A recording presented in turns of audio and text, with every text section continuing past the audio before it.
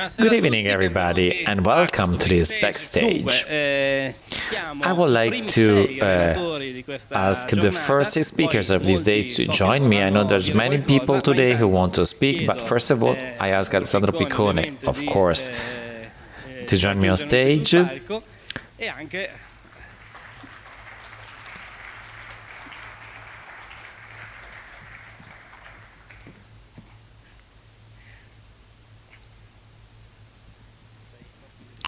You're the guest of honor of the day, so please introduce yourself with a greeting.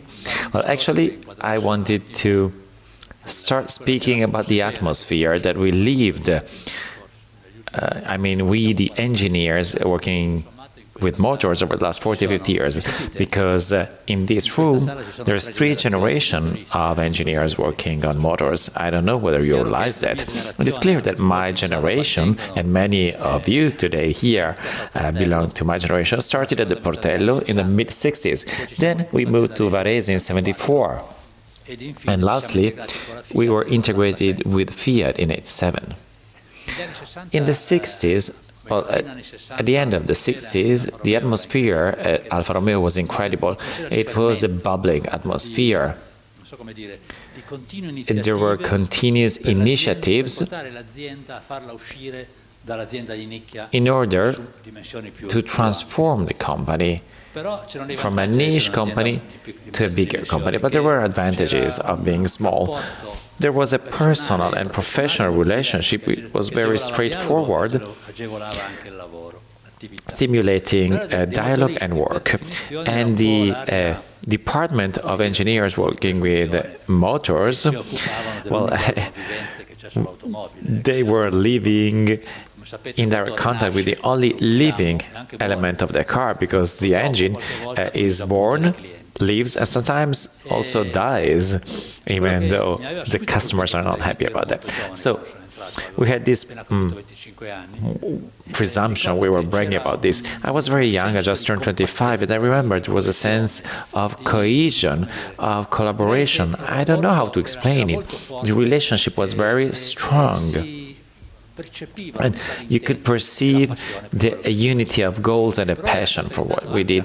But there were also high skills, and it was an important element for us, the young ones, to learn. So there was a relaxed climate, and many of you probably felt the same. So I was happy to go to work. I don't know whether today it is still like that. And then with the increase of projects and the growth of the company, also the technical departments and the engine department grew, hiring new resources, but always maintaining the same tradition of unity, of teamwork, of passion for work and commitment. I remember that in those years, asking to work Saturday or Sunday was not impossible. People were happy to go because they were happy to contribute to the well-being of the company. And this atmosphere, according to me, this balance, this respect of the people, part of the team, was also due to a great leadership that we had at that time. Leaders who were not authoritarian, but were respected, who were a model of professionality. They were an example, and they taught us a lot in our professional growth, but not only, also in our personal growth as human beings.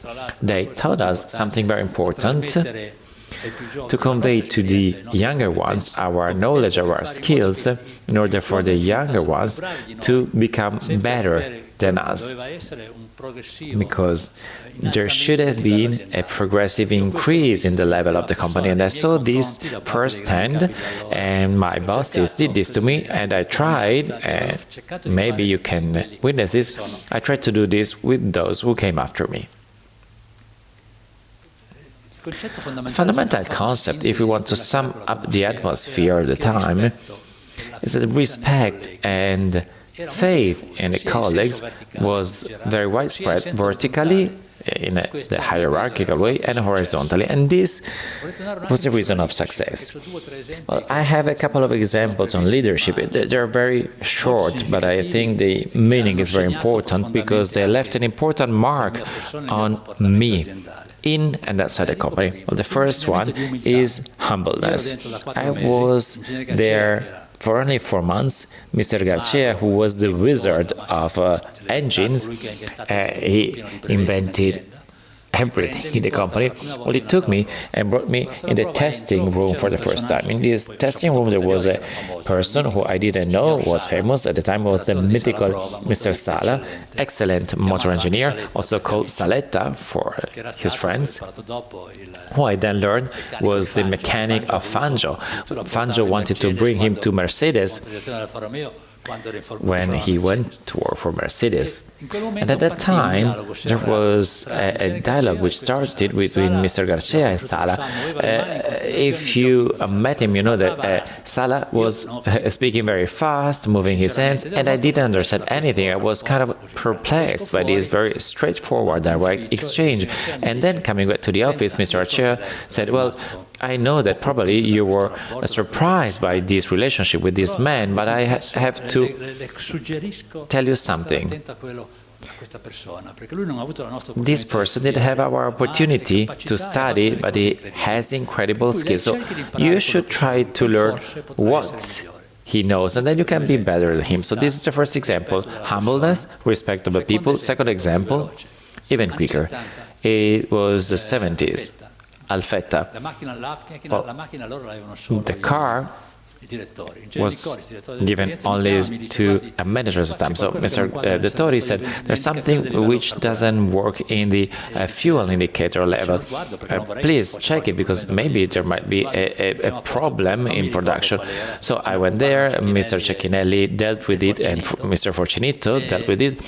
I don't remember what was the problem, and we gave the car to the engineer. Next day, he called me and said, I want to know what happened, and I told him, and then I said, there's a problem.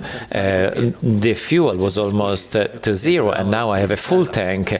Why? And I said, well, we had to check the indicator, so we had to do that. And then he said, this is not my money, so call me Pirola. Pirola was responsible for purchases, and so I gave him 10,000 euros. I said, how can I accept 10,000 euros like this? Then I called the vice director of testing, Galvan. I said, Galvan, these are 10,000 euros. Oh, no, no, no. I'm sorry, 10,000 liras, not 10,000 euros. I got confused. So you take this car, the car from Durata, and you buy 10,000 liras of fuel. So it was an extraordinary behavior. He wanted to give back the fuel that he didn't pay for. And then, third point, respect. Well, I was very young, and I became, after 10 years, to become a manager. So I was kind of young, and we were received by the CEO, and our boss was Mr. Surace.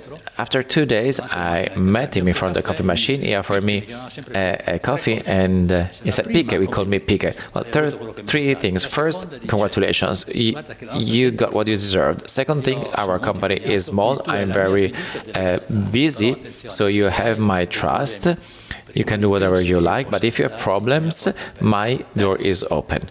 Third, so he talked about points. Then Mr. Surace. Third, if you do mistakes with good faith, I protect you. Otherwise, I fire you. Enjoy your working day. So this was an example of synthesis and correct, honest relations. And together, the younger ones and the older ones lived satisfactory moments, but also extremely difficult moments, turbulent moments, I would say, especially in the dramatic period of the financial crisis of the company, which started from the 80s with two events that hit all of us in a very important and painful way.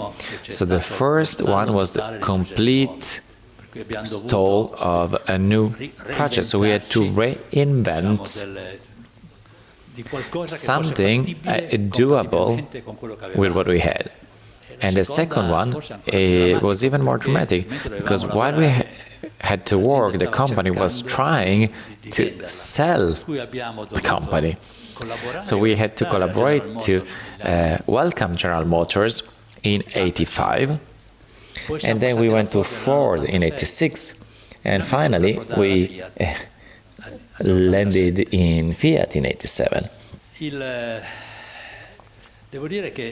I must say that the approach in Fiat apparently looked like a difficult one, but instead I think that the engineers working with motors have by definition their DNA two characteristics which are kind of anomalous. The first one is a great openness in their mindset and the interest for the greater good, and the second one is a great generosity. So I have to recognize that we had a great interaction with our colleagues from Turin, which was very quick and very fruitful. And for this reason, we wanted today to invite also colleagues from Turin who took part to the development of the common projects, you know, the Famiglia B, etc. But I would like to give time also to other speakers, so I want to conclude. Franco Cazzolato already did this before, but I'd like to remember quickly the colleagues who left us too early, to which we are grateful for their friendship and the contribution that they gave to our group. Thank you.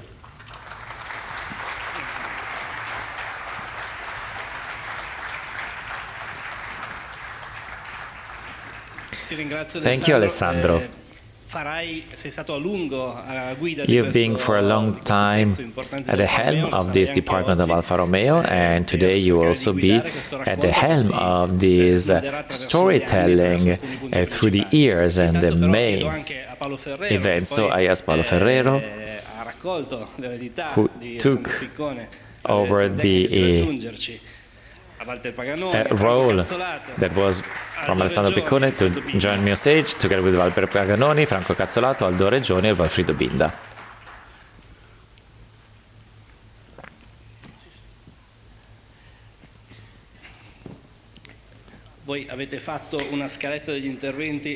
So you gave me an agenda of speeches and I will follow it.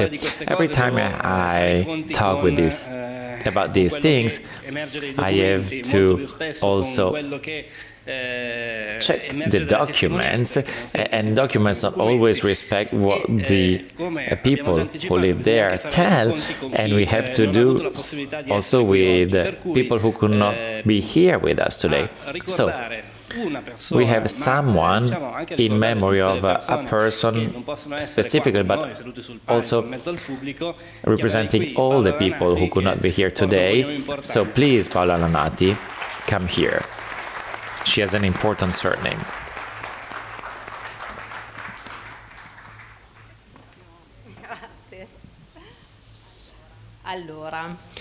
Good evening, everybody, and thanks to Lorenzo and to the former colleagues of my father for inviting me. I'm not super happy to do this speech because it is very complicated for me for many reasons. First of all, because I'm feeling very emotional. I spent 14 years working here at the museum, so also a part of me is here, but basically the biggest part was done by my father. To me, it is complicated also because in reality, when Mr. Brambilla asked me to say something about my father, but to me it is difficult because my father never talked about his job. That I knew what he did afterwards. So I preferred not to talk about technical things, one, because I'm not at the level of the other experts who are here. So I thought to share with you something which I wrote when I was 9, which talks about my father. So I'm kind of shy reading this, but I was 9. This is the letter of a 9-year-old girl, and I wanted to share this with you. So, the title is the 164. So, Sunday evening at 10, me and my brother went to bed. After a few minutes, we heard a great noise, and I asked my mother, with my heart beating like one of those drums that beat in China when it's Sunday. I said, what was this noise? And my mother said, nothing, it's just a car, probably a tire was punctured, and then the bell of our door rang, and our tenant said, well, they bumped into his car, so my father ran out, and he saw our Duna diesel crashed so that it looked like a can of sardines. So my father was very sad looking at this new car like this. The next day he didn't go to work, but after 2 days he went by train and came back with the 164, the car that he built with his own hands. When he went back, I was in my pajamas and I ran to the garden to check it. The perspective from the outside is color black, model beautiful, new tires. The car is brand new. There was even a test plate. The windows are super clean. Well, it was beautiful. Inside, everything is electronic with luminous buttons. Next to the 4 doors, there's orange luminous buttons to make automatically go up or down the windows. Behind the gear, there's a luminous orange space with square buttons that I don't know what are there for. And then there's the clock, the indicator, etc. These buttons are not orange but green. And then there's more buttons to light more lights.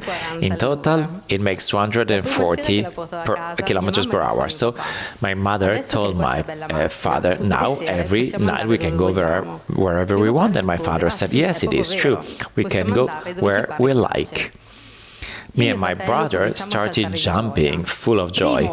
First, because our mother and father probably went out 3 times in their life. And then because we had fun going out, but this was not the case. When all my uncles, aunts and cousins saw the car, they started saying, come to visit me with this car, come to my house so we can talk about it. No, I want to be the first, I want to be the first. Everyone wanted to be the first. So my father had to go to everyone, and so we had to go around, and my father had to also pay the fuel to visit our relatives. And then he came home with a 175, a red one, and again it was the same thing. My mother, my father, me and my brother had to give up to our fun because we had to visit our relatives, and I forgot also the 75 was done by my father.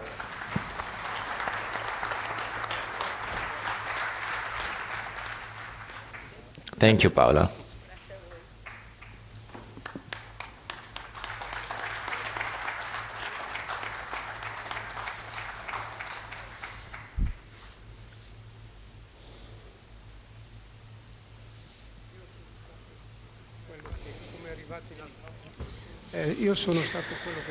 I'm the one who, when your father came to Alfa Romeo, well, welcomed him because he started working with me.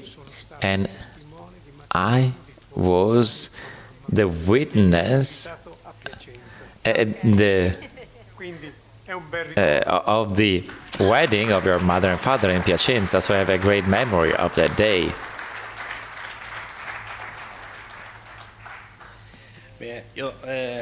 Thank you, Paola.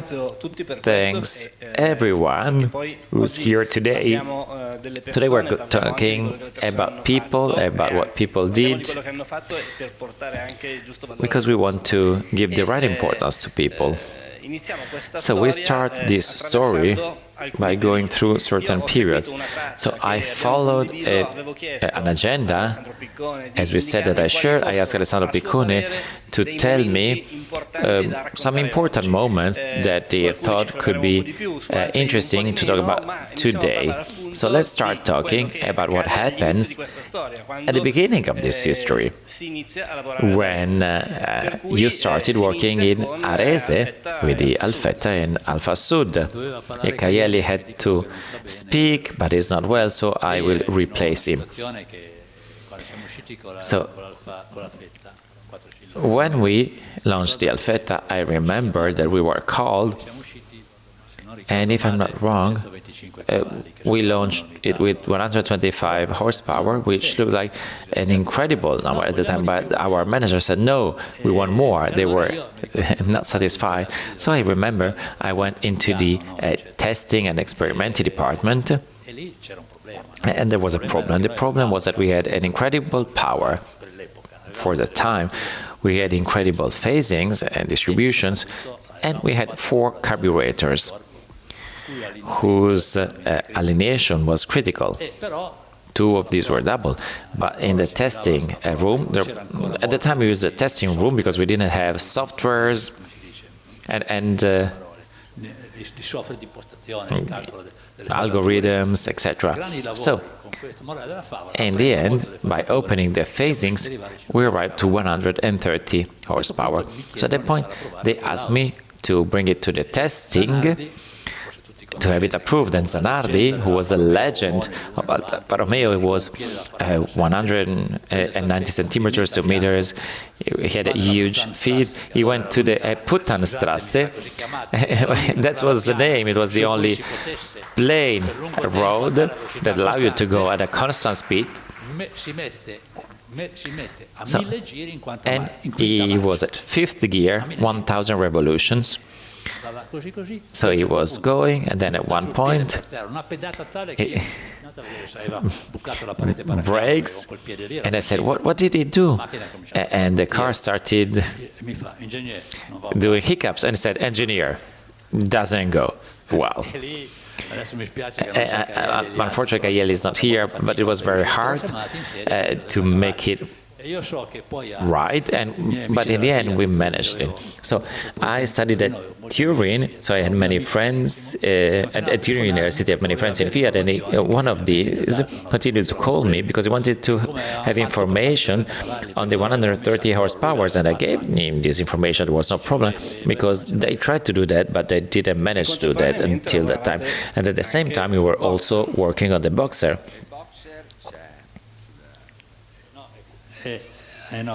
Well, there's an extraordinary thing to say on Boxer, but we paid it not cheap. It was 72. I went to Turin, I don't know why, because I had to go to Fiat to talk about something, and everyone was excited because we presented the Alfa Sud the day before. And I remember that this great manager who was engineer Pollone, an incredible person from Fiat, son of Professor Pollone, was also my professor, the only one who in Italy wrote the first book of automobile construction. Said, you are crazy, you want to go out with an uncovered belt without protection. So I went back to Milan. We were still at the Portello. I said, oh, those people from Fiat, they are exaggerated. They want to make us afraid. 2 days afterwards, the Alfa Sud comes out of Piazzale Curzio dealer. There was a female stocking, well, the phasing broke, and again the same thing happened with some dust, so we had to put a protection, but you know very well that the basement was not designed to receive a covering, so it was very hard to do that. And getting back to the Alfa Nord, these were the years when the first norms, the anti-pollution norms, were approved. But I want Figliozzi to speak. Giorgio Figliozzi, I saw you where you. Don't run away.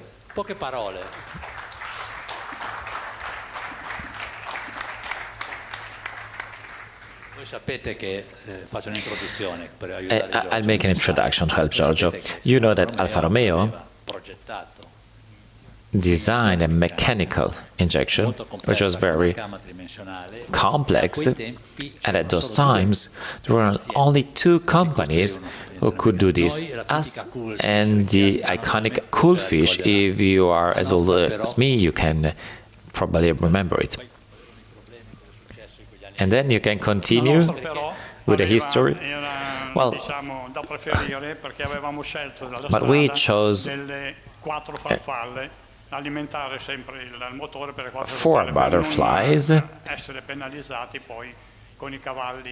in order to feed the engine at maximum power.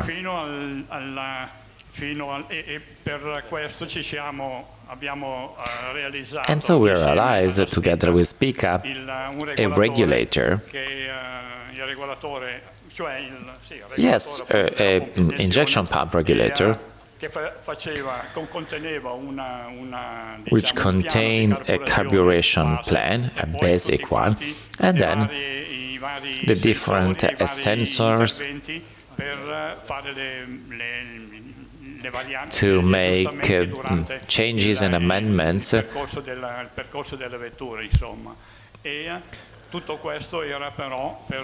this was to comply with the American anti-pollution rules that in those years from the 70 to the 76 were already kind of strict. And we managed to do that quite well.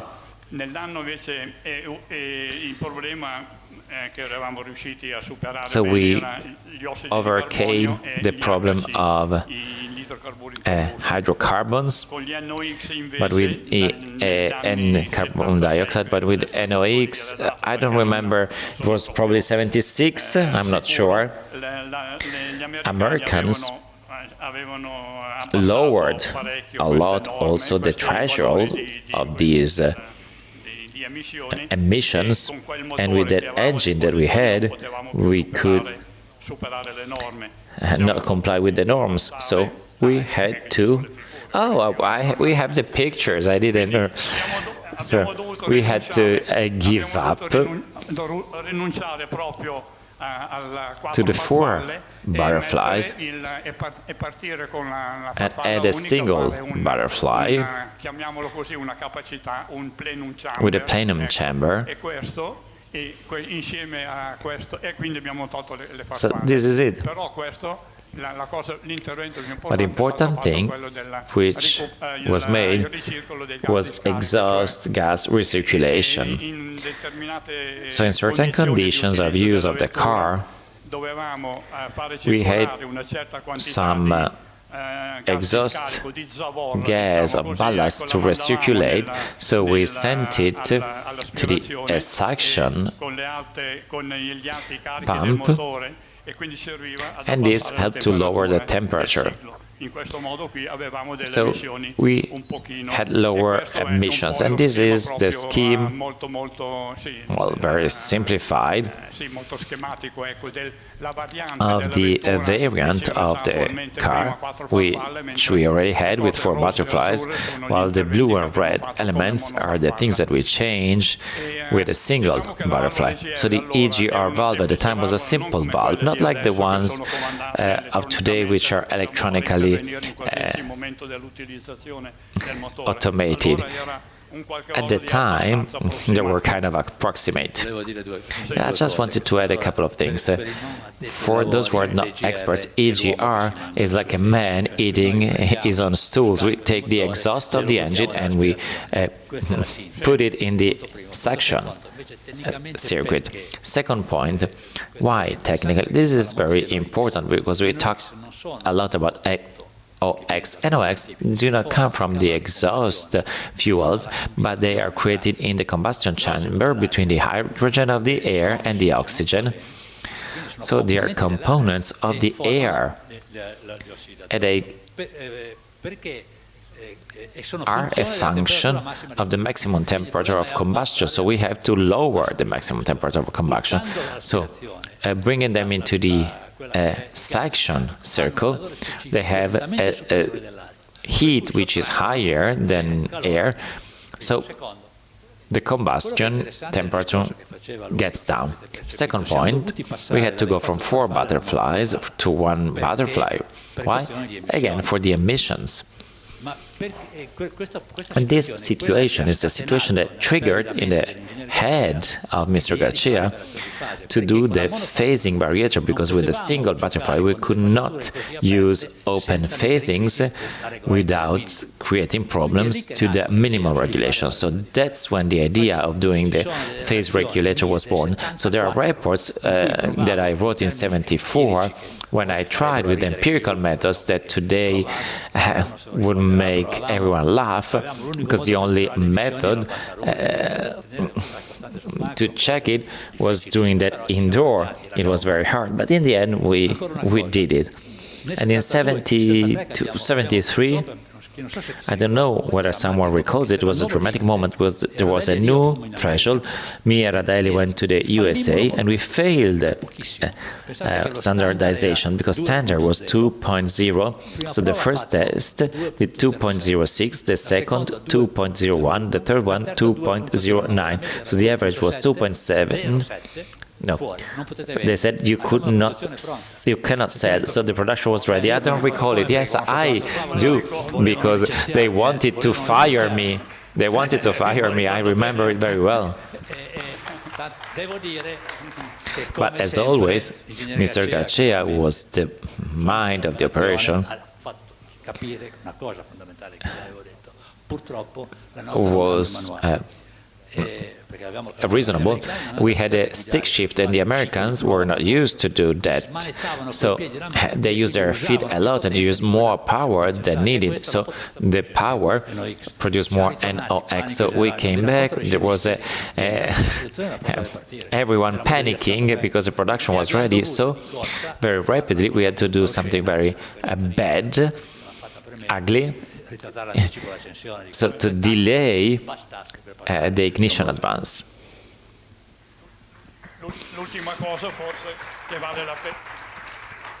And the last thing that probably is worth saying here is that when we produced the single butterfly engine, in that period the United States were very strict on the do-it-yourself modification, so we could not access to the different intervention points because we would have changed the emissions, etc. So we had to make these points inaccessible, at least the points of the engine. So we had to hide some parts. And then it was very difficult. Yeah, a couple of more things that you reminded me. We were in the USA. On the second time when we passed the test, I was driving a 105/12 2000. And at one point, there was a stop, and after 50 meters, the police stops me and says, 3 violations in 100 meters. So the first one was, at the stop, I did not stop, I was moving slowly. The second violation was that I was driving at 37 miles per hour, not 35, and the third one was that I went too close to a truck which was moving. So the American technical director was next to me, so I said I didn't speak English, and he said, "This is a fucking Italian, tomorrow is going back, leave him alone." So the big man took me and he put me in the back of the car and said to the Don Black, our man, "If I see that man again driving in California, you both go to jail."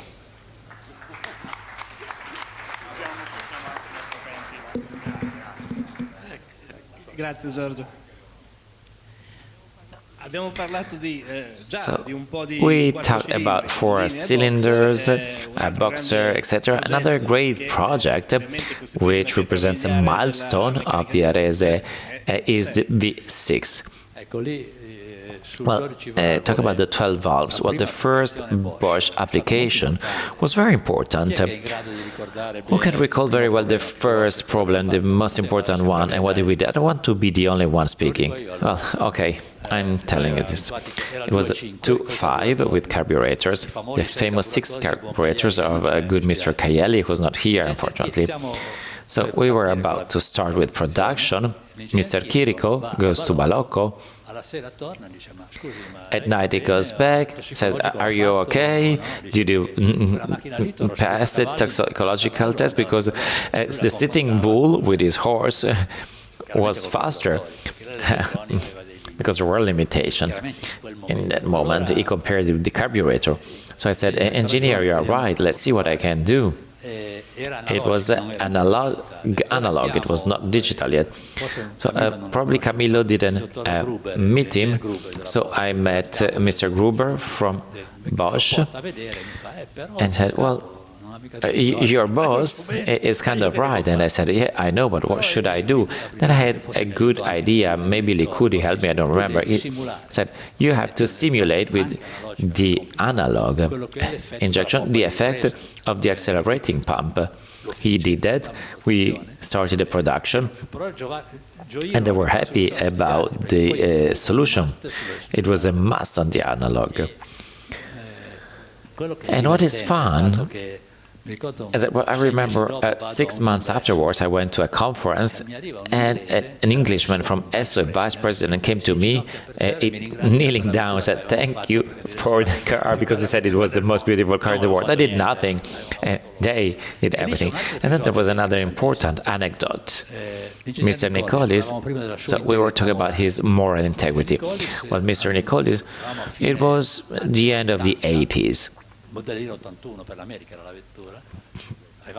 We had problems, not about the engine, but we had other problems. We had tests in Balocco. In the morning at 8, he called us. He wanted to know whether we were ready to start. And then he said, "You come to me at 4 and you report me everything." So we arrived at 4, and Donatella, the medical secretary of Nicolis Surella, Surace Nicolis, said, "Well, no, the engineer retired." So we're talking about moral integrity. So we already talked about the phase variator introduced by Alfa Romeo, which now became something extremely well known. It is one of the great things that Alfa Romeo launched in production. Who wants to speak? Truzzi? Zerbi? Bevilacqua? It's like being at school. No, I don't want to be the only one speaking. I don't want technical details. Well, the phase variator, simply put, well, it has a good history and a good evolution, I would say, because it was born, as Mr. Figliozzi said, in a moment when there was not a lot of electronics on the engine. So the principle, what we wanted to do with the phase variator was to take a camshaft which is put in a position that allows a good minimum, and when the revs go up, this camshaft should move to produce a more performing phase. In order to do this, when there was no electronics, Mr. Radelli invented something. So, at the top of the camshaft and of the device of phase variator, he applied a centrifugal mass moving proportionally to the speed, around 1,500, 1,600 revolutions. Yes, we had a sort of a conversion to 1,500 to 2,000 revolutions, not very precise, but okay. So the evolution of this variator then happens with the introduction of the new electronic elements. So with an electro valve, which regulates the entry of oil in the variator, the beginning was at the tip of the, well, it was coaxial with the camshaft, and then with the evolution it was put to the side. But basically the fundamental principle was always the one of interrupting the oil duct. Listen, clearly, well, I would like Bosch to say something about this. Do you want to say something, Camillo? As of today, the system is the same. Yes, the introduction of digital electronics by Bosch was a winning solution. Camillo. Yes, electronics brought many innovations for sure, introduced softwares, and with the softwares you can do many beautiful things. And of course, also when there were problems in the development innovations, well, the software was always the culprit, but the software always had to bring about more rapidly the evolution of the technical evolutions, actually. Thanks for asking me to join you on stage. It is an honor. Bosch has always seen in Alfa Romeo in Italy the customer with which to bring along innovation, and the Motronic was one of the first innovations at world level. So in Alfa, we have a very long-standing relationship between Bosch and Alfa Romeo, and then Bosch also brought to Alfa Romeo to Arese the resident engineers, and I personally had the honor in '97 to be one of those who were working for Bosch in Arese. So I had the great opportunity to meet incredible people with incredible skills and passion, and I'm proud because I'm from Bosch, but I'm an Alfa Romeo lover like you. Thank you. So the presentation goes faster than the slide, so I didn't introduce Camillo Mazza, General Manager of Bosch, so thanks for your introduction. And then, meanwhile, we arrived to the 80s. There's a serious problem now, because in the beginning of the 80s, our old four cylinders started to become weak compared to the competitors. And then I want Scapecchi to say something, because I think he worked on that. So the big bosses asked, what should we do? We cannot redo the basement because it's very expensive, but the head, we could change it by doing something, by outsourcing something. But what kind of head? Scapecchi, are you here? No? So I would like you to talk, because you designed that. Okay. Puoi passare il microfono per cortesia?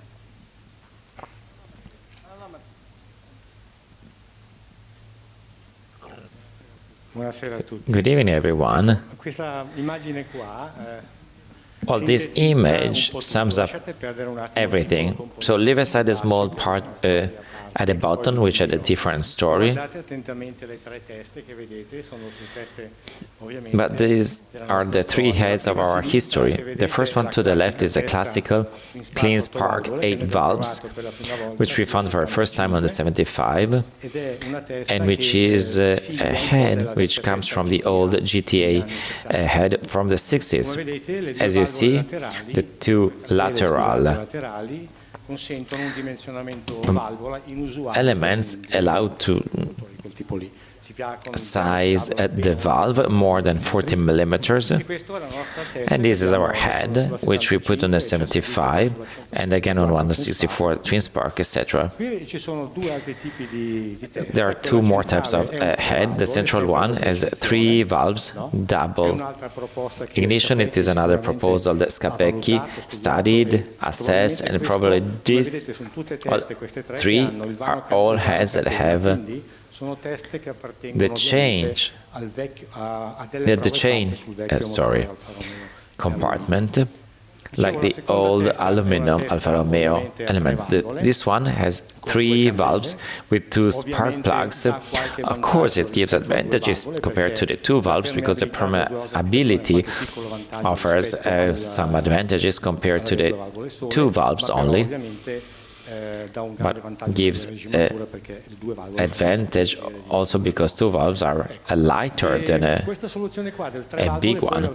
This solution on the three valves will be found on many Mercedes of that period. So 6 cylinders was adopted by Mercedes 3 valves with 2 spark plugs. Well, my colleague Professor Coleman, who liked this profession, brought it, and then it was fired because it was worse than the engine that it had to replace. I regret for him.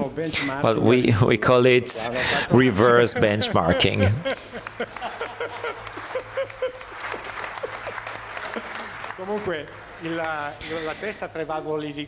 But these 3 valves had, well, I know it very well because I was happy enough and lucky enough to try it. Comparing it to the 4 valves ahead is penalizing where on the low speed torques compared to the low speed torque, but these should always be sold at the same power. But the 12 valves, so this twin spark, was tested also in overspeed, and we said, okay, we managed to take away the Borghese Saveri braking phase, and we could accelerate. So Scapecchi, probably you know it, this last head derives from the Auto Delta design, I think, because I see that there is the chain compartment, but it was it had a different configuration, like the B family, even though the history of the B family is probably more close to Scapecchi's history. In the Famiglia B, the B family, which is similar to the right one, we had to add a spark plug. And I will explain later on why. Well, in all these tests and experiments at Arese, probably you know that we had another idiosyncratic idea. When Mr. D'Angelo followed the activity, I followed this activity of that little piece, both in the testing room and in on the road. But then when the manager from Turin came here, they told us that you should go and work on something more serious. We had a Prato la Serra factory who was waiting for us. So this was an experiment. No, Aldo, you have to say that that was a magnificent project which gave an incredible torque as in the motorbikes, and I did the Balocco mixed terrain at 5th gear. The problem was the emissions, because on that surface we had too many deposits. Yes, correct. There was no direct injection yet. The torque was excellent, but it was like the car with the Alpine head, because we could go up hills with 1 more gear or 2 gears more. But you didn't say why we chose the 2 valves only, not the 4 valves. Well, in that period, there was a technological reason. A technological one linked to the plan, to how much we could spend. So for this engine, which was then produced, it was produced with 8 valves, our twin spark. And then later on, there was a next history with the 16 valves, but we'll talk about it later. So we got to an era when most of the others already launched in the production turbo engines, working more or less well. Alfa Romeo waited a little bit more, and in '86 it launches the 75 with a slogan, finally, the turbo that Alfa Romeo deserves, or finally, the turbo deserves one Alfa Romeo. Well, Aldo, you were working on the project? Well, to cut it short, it was the first turbo engine. Zerbi is here. Well, okay, I want to say a couple of things. It was the first serious turbo engine for road that we did. Me and Paolo were involved at the level of leadership, but we were enthusiastic. Only at the time we learned the potential of the turbo engines, even though there were limitations. So we were far-sighted because then we repeated the experience. But the car was exceptional. It was one of the best cars we had. The commercial direction at the time, the CEO, Mr. Tramontana, were so enthusiastic about this solution that they put a price different of 1 million, which was incredible at the time compared to the other version, because it covered all the costs of the different elements, but the company was struggling financially, so they were trying to get some money, and the sales were limited. So, Zerbi, do you want to add something? Well, good evening. Together with Mr. Lanati, I followed the development of the 175 Turbo. I must say that it was a very complicated project. We had huge problems with the supplier of the turbo compressor, first thing, because we started with a KK, and then, meanwhile, Alfa Romeo Avio did their own turbo compressor, which was mounted on the Formula One, and Mr. Kitty said that it was better. Well, I don't know what happened. But at one point, the AKK, I remember very well, the meeting that we had. So they arrived, and they said, okay, you have a turbo compressor, which is better than ours. And they closed everything and they left. So we remained there with the problem of the kind of turbo compressor. So we went to Garrett, and Garrett solved a big problem, which was due to the oil cooking. So when the car stopped, at the stop, the oil on the turbine shaft it transformed into coke, and after a few kilometers it reduced the effectiveness of some bearings. There were problems, also the brake of the turbine shaft, and Garrett solved that problem because Garrett produced a turbo compressor which was water cooled, and that solved a lot of problems. And the other problem was from the point of view of the engine. Like the turbo engine was a bizarre one, influenced by the atmosphere, heat or cold, everything. So the performances went from very low to very high with problems of detonations, etc. So with the help of Bosch, which started because before the 7 Marshall did some parts, but Bosch then arrived and started collaborating with us, controlling the detonation, etc. But anyway, it was a joint project. Us with our knowledge and skills, and Bosch with their electronic knowledge and skills, and they also had good engineers. Yeah, now you help me remind Angelino that we had 2 problems. One was detonation. Bosch saved us twice that time. One problem was of detonation during a development, and the detonation control which Bosch did was one of the first ones. So, as Camillo said, we always had certain priority. The second one is what you said, the influence or the variation of performance is linked to the fact that there's air density changing. You know that the power of the engine depends on the quantity of air and combustion which goes into the engine. So that's variable according to the external temperature and the intercooler, which is the air cooler before the aspiration. And what happened? During the presentation, press presentation, Mr. Guido Moroni did holes to some pistons for the pre-ignition. So what happened?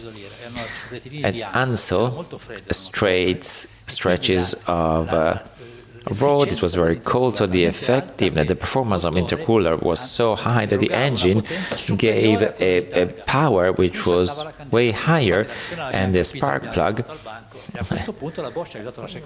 broke. So Bosch saved us for the second time because they did a retraction control. So if the air was too much, there was like a purge. It was an electronic control. And changing topic, I want to say something, and I would like Colle to say a couple of words about this. If you were there, but I see many young people, if you were there in '85, there was the crisis, or existential crisis of Alfa Romeo, Liri,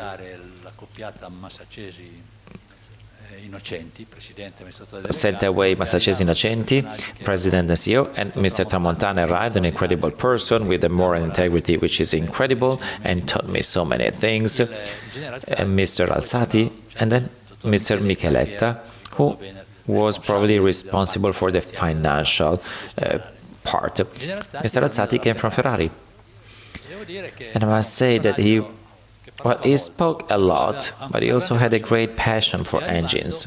And when he came here, he realized that in the drawer there were no new projects of engines. Because apart from the twin spark, which was already be launched, there was nothing. And why? Yes, and we said, engineer, we have no money. We cannot do anything. So it is something violent. Said, I want you to do the 16 valves boxer, the 24 valves turbo, with a suction, and the 6 cylinders turbo.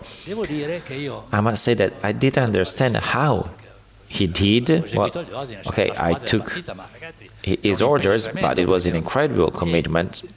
And then I discovered later on that he went to Rome to a commission of Liri, and I watched on the internet the speech he did and convinced the system to finance these projects. But I would like Colle to sum this up. It's not trivial. We were trying to increase the powers, but he was used to do that in a Ferrari, and so it was easy for him, but it was not for us. And once our head of the design, who came from Ferrari, said, if in Ferrari we tested engines like you do, we would never get to 50 hours, because they had 400 horsepower, we had probably 200. Yes, we forgot to say something. When the Alfa Sud arrived and all the investments to create the new Pomigliano plant were also given, all the Alfa Romeo resources were all channeled towards Pomigliano. So there was a situation not of crisis but of suffering, of developments of cars and engines produced in Arese, which were of another level. So when this introduction was done, and when it was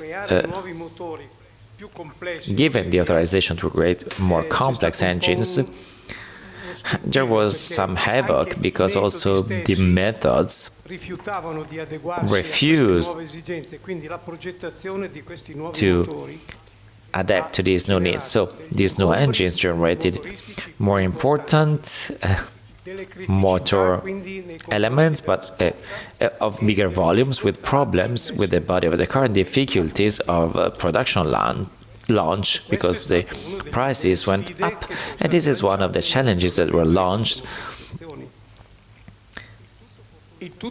in this phase. But this progressively was generated also by doing some changes to the engines to create space to mount the engine on the cars. And the result was anyway positive, because the engines took a different aspect, but with the adequate performances to the Alfa Romeo expectations, because otherwise there would have been a leveling of the performances. Yes, if you think about it, we increased the performances of the engines by 40–50% with the turbo, so it was not trivial. There were also other problems. Yeah, it was not easy to adequate with the new characteristics the engines without increasing the cost. Well, but the six cylinders was initially born as 2002. Yes. So, with 150 horsepower, we brought it to 200 with the 12 valves, and then afterwards even higher. Not to speak about when we put the engines in a transversal way, we also had a transversal gear, so the volumes became even more important, and there was the need to do important interventions on the engines. We had to live for years with the 90 degrees shaft, because we knew what to do, or we could not do that. Yes, because the investments were too high. Thank you.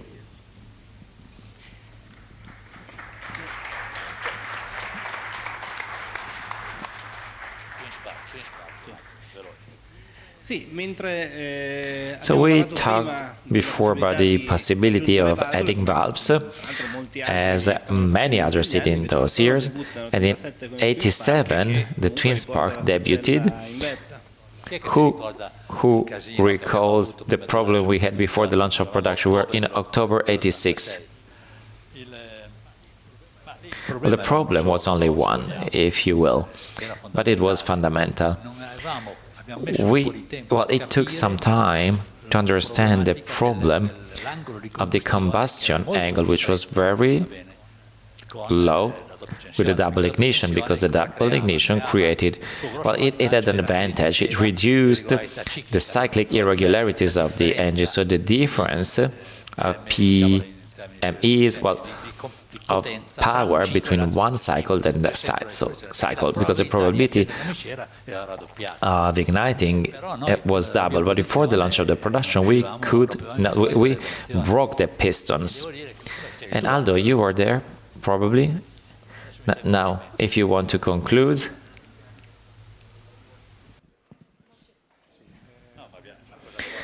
As Mr. Piccone was saying, the twin spark 2 valves was a very turbulent engine, probably higher than the turbulence we would find on the Opel engines of the following years.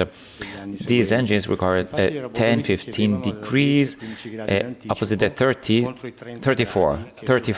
that were usually needed on the normal ones. And this is linked to the fact that there was a certain combustion, so 2.5 the time of the normal rise in combustion, so the engine was very performing, but on the other side it gave these problems, and then we had no detonation control on the engine yet.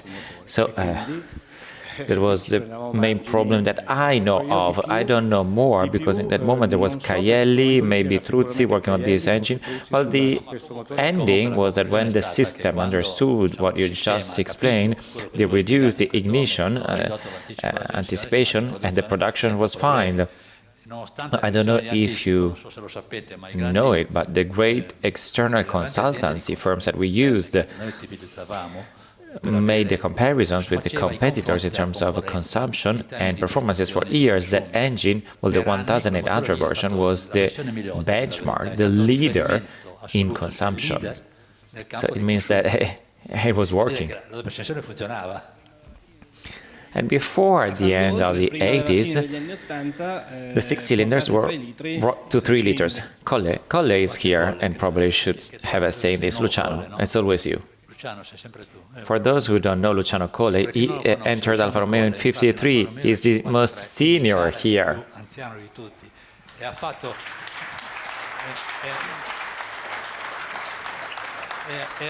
And successfully and happily, I want to say it. I started in '53.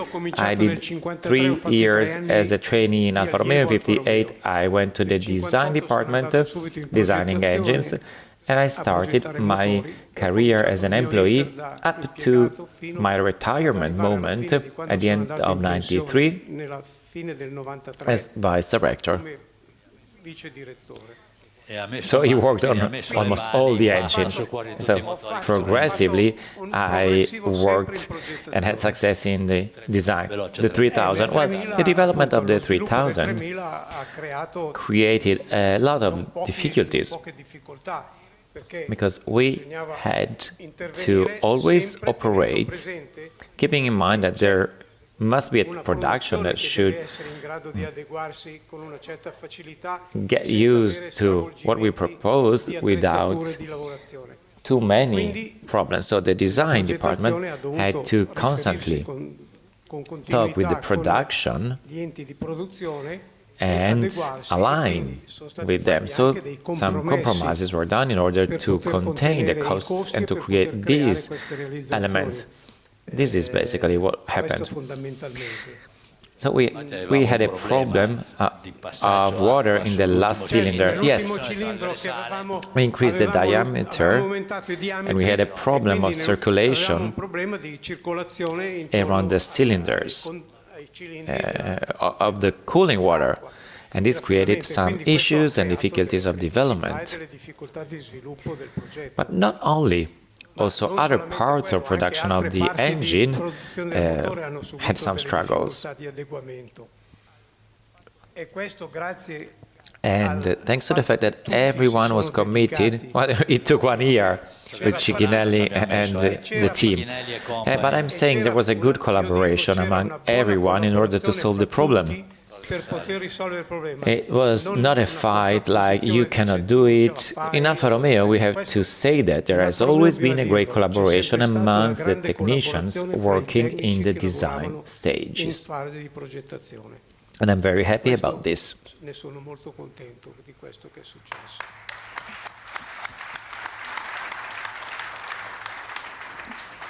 Now, yesterday, I was scolded and reprimanded because I took this magnificent object from the shelves. So, the 10 cylinders. Can you tell something about this? Well, maybe me and Valfrido were the only present at the design phases of this engine. I was there only for 6 months. Mr. De Angelis was responsible and manager for design. So I didn't even understand what I was doing at the time. So let's have a look at the first slide. This is the coupe project because of 10 cylinders. Well, just a couple of words. The goal was genius. It was an idea of Mr. Azelli, who was the Director General at the time. Azelli said, coming from Maserati and Ferrari world, I want a performing engine for an Alfa Romeo coupe and a Maserati coupe. That was his idea, and that was the starting point. So this is the maquette, apart from the 10-cylinder engine, the car had a back-wheel drive, and it had a lot of components in light alloy with bonding materials, suspensions, and one of the first multi-link suspensions at the back. With another characteristic, the engine was behind the driving shaft for the inertia. So it was very advanced. We are working as engineers for the motors. That was the 10 cylinders that Valfrido. Can you tell us a few words about this? Well, the project was born mid-89. And for this kind of application, the task force at the beginning was made up of 2 people, me and Ruggero Martinelli, who unfortunately today could not be present with us. Specifically, I dealt with the lower part, the one that we call cold mechanics, with crank gear, camshafts, rods, etc. And to me it was a challenge, because we started from a blank page. I arrived I had just arrived, I had limited experience, and I had to fight and try to find the way to use what I learned at school, applying that on a product that should have been on the road, but then for other reasons that I'm not aware of, also because the project migrated to an external structure, well, an Alfa Romeo department, but it was called Alfa Romeo Engineering, where Franco continued the work that I started. So here we see cross sections of the engine, and here there's a description, but there is a note handwritten by Mr. De Angeli, here it is, with the characteristics that this engine should have. So the main data, horsepower, performance,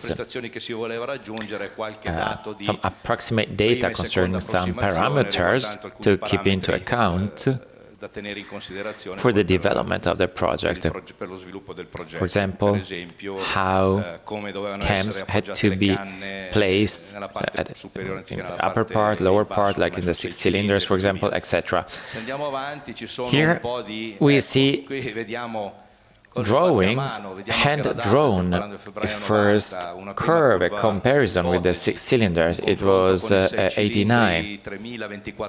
We have determination of the cycle, how the pressures go according to the volumes and the horsepower. Everything was based on theories that you learn at school.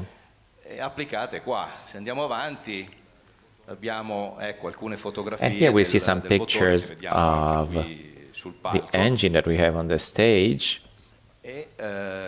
some drawings, the realization of the part, in this case the basement, cylinders, and after this we should have calculation materials, the head, the electronic calculator. So many activities, many calculations were done by hand, just because it was something new. The electronic calculations were starting to find their way, but they were not very developed. So just to give you an example here, determination of the width of the bearings, but everything was done on paper, where you saw the tolerances, the distances, a definition of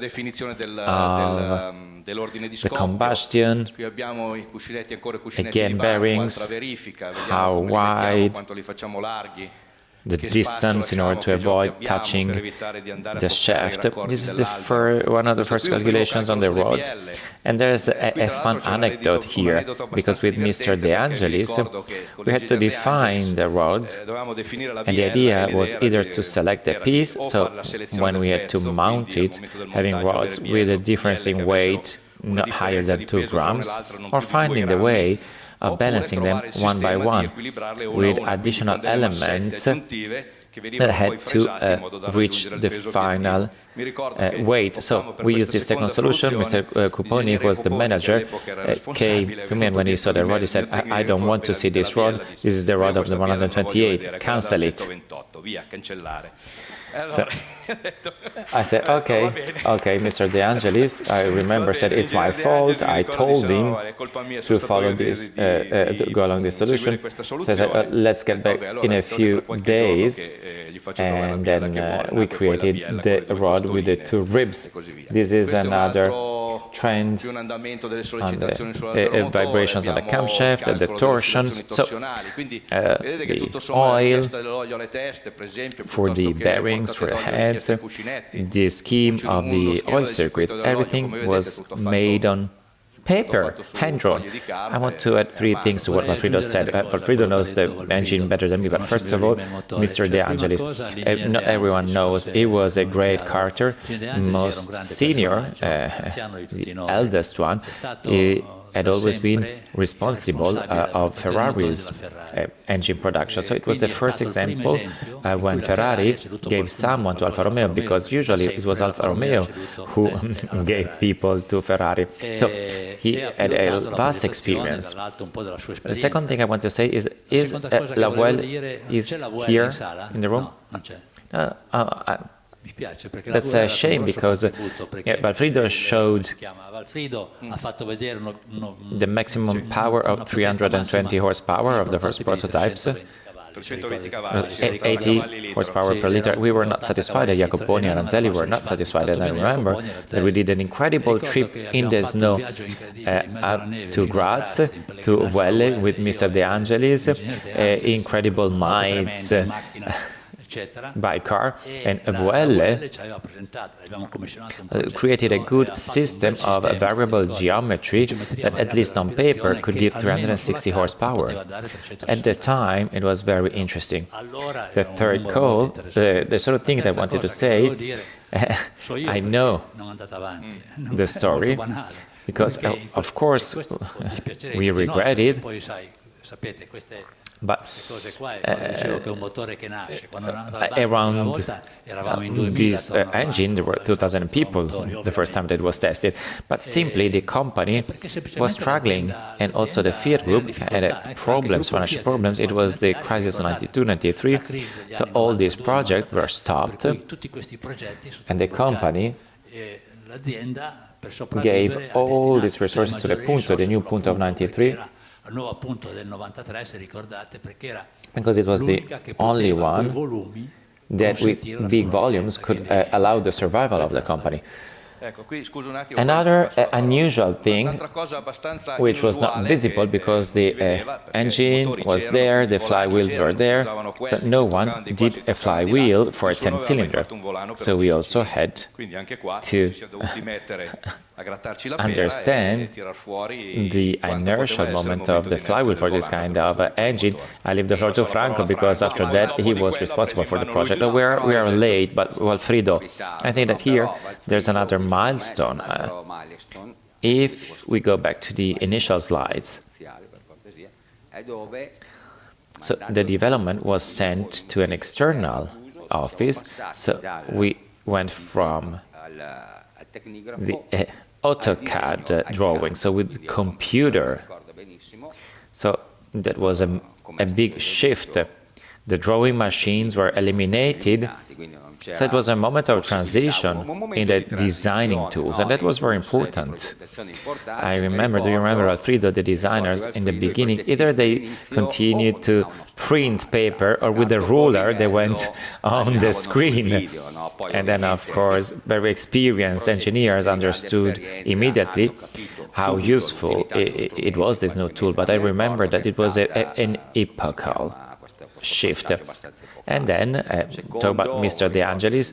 Do you remember we had some calculation tools, or we had CAD with 3D, but he didn't want it. He wanted everything to be done also hand-drawn. So in the beginning I was saying about engineer, and later I understood that by doing these calculations manually, you could understand the physics behind it. So I remember the torsion, etc. After 40 years, I still remember everything.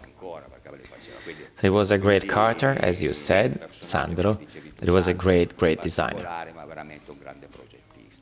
And while we get to the 90s, I want to ask you a question. It was the same years, the fractioning almost, the cylinders also. Was it similar to the 10 cylinders of the Agostino? No, absolutely, it was totally different. That was done for other reasons. Maybe just the number of cylinders. The number of cylinders. Why? The only thing in common was the number of cylinders. Oh, yeah. That was the only common point, but the goals were completely different. And in the 90s, all the projects that we saw until now were brought along. They all grew. We have the Boxer 16 valves that you already hinted at. But on that application, well, that engine was the first 16 valves. of Italian production. di produzione italiana. And we were around 140, 137 at 1,700. So the Boxer, by definition, was impossible to have two phase variators. It's the same problem that Figliozzi said about the Butterfly. We could not guarantee certain performances and torque complying with the rules and the standards of Alfa Romeo. Why? Because we had to redo the heads and it was very expensive and probably also a part of basement. So we introduced the 4 butterflies. We came back to the Alfa Romeo solution. Why the 4 butterflies? Because having 4 butterflies, we could have a stable revolution, opening the phasings for the torque, but also the butterflies caused, and there was a problem of alignment. But we were lucky enough to have Dell'Orto as a supplier, and Dell'Orto at the time was doing a similar application for BMW and Motorsport, probably 4 cylinders, 2,200 horsepower. So that was incredible at the time. So we benefited a little bit through BMW of this. That was the reason. And the other issue was dramatic, and I'm saying this because it's also fun as an anecdote. So press presentation, a saga of this Boxer.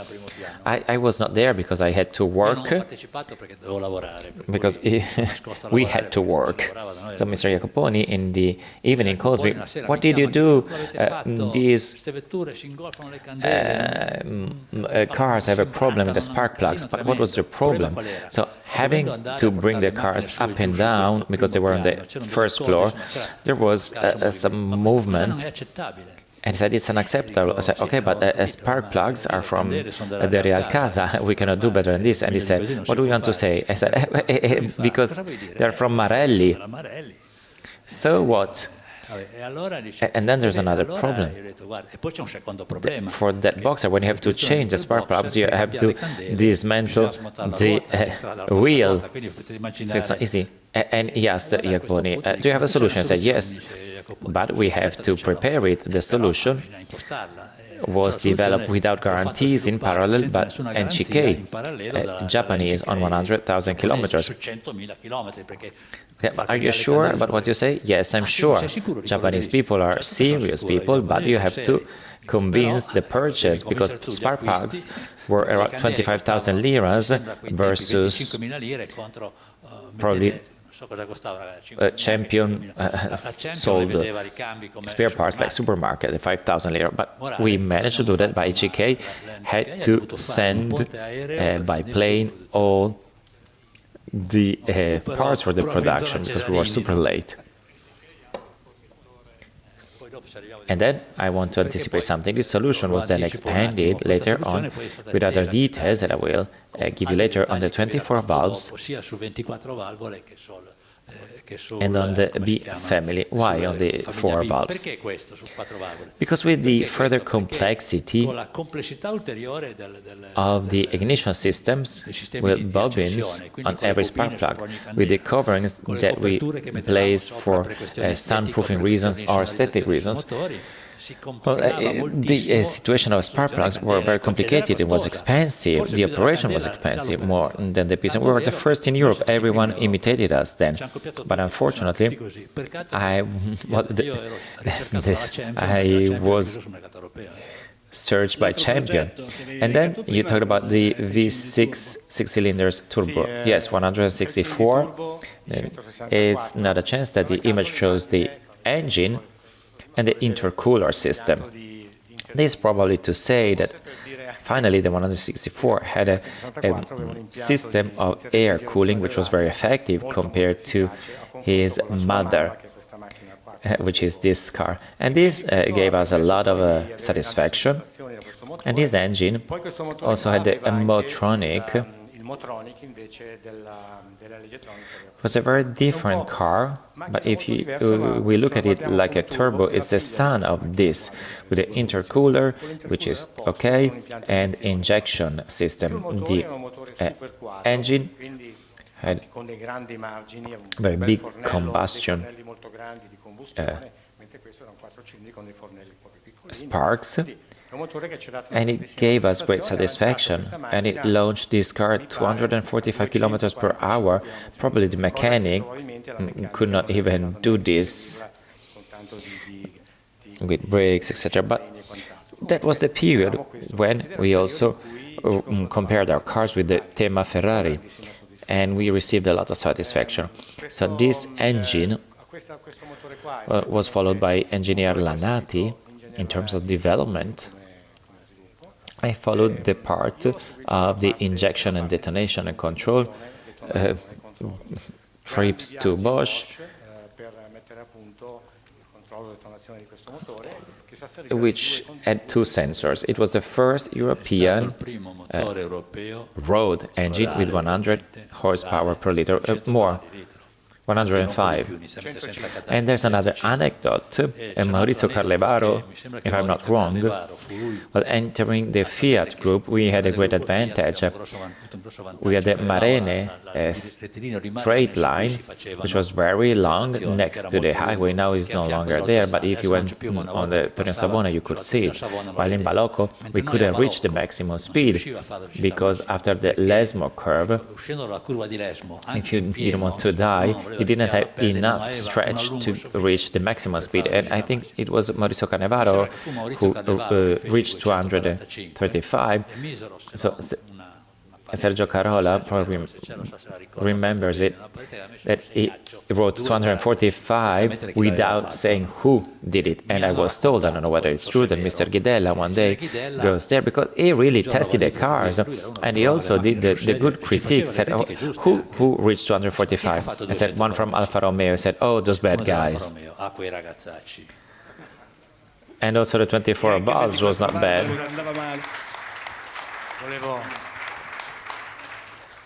Well, the intercooler system is there also to remind Adolfo Belli, who was the manager of this project.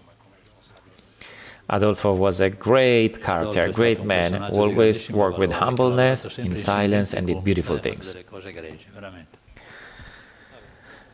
Let's get to another evolution of the six cylinders, which debuted on the Proteo and on the 164 came into production. I make a short introduction, and then I leave the floor to Tarcisio, called the Colombino, to distinguish it from another Colombo. We did a great mistake, a very big mistake, because we started copying, but you should never copy without thinking. We copied the Volkswagen solution with cam-to-cam solution. So we imitated the solution of Volkswagen, but unfortunately we forgot to think that Volkswagen had 4 valves, we had 3 valves. So the periodic regularity created problems to the chain, the oscillations on the periodic. And there was another aspect also. Razzelli and Jacoponi wanted a sports engine, and they wanted 7,000 revolutions. So we lost time and project of testing, and we had nothing in our hands, so we had to run. Binda, probably you remember? No, you were not there. So I remember spending weekends and Sunday with Emilio Oldani and Colle Luciano. Am I right? He was always there. He was always there. He was a constant. He could stay here.